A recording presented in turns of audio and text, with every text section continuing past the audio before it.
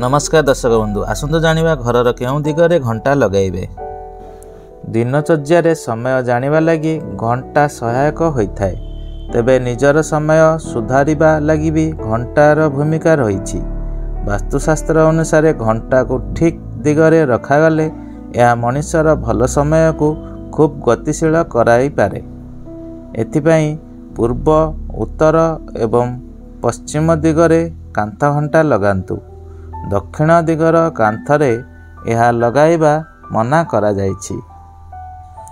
घरर कोनोसी प्रवेश द्वार उपरे घंटा लगांतु नहीं।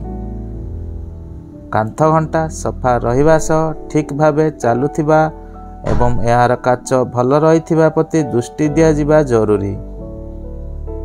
शयन कक्षरे पेंडुलम घंटा रखिबा अनुचित। यहाको अन्य कोनोसी कक्षरे रखी पूर्व दिगरे लगेबा को परामर्श दिया जाइछि।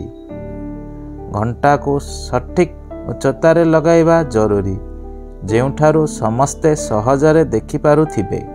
बेसी तळको रखिले घरर ऊर्जा प्रभावित होइथाय। दर्शक बंधु आगु एमिति वास्तु संबंधी वीडियो देखिया पई एई चैनल को सब्सक्राइब करि नथिले चैनल को सब्सक्राइब करंतु।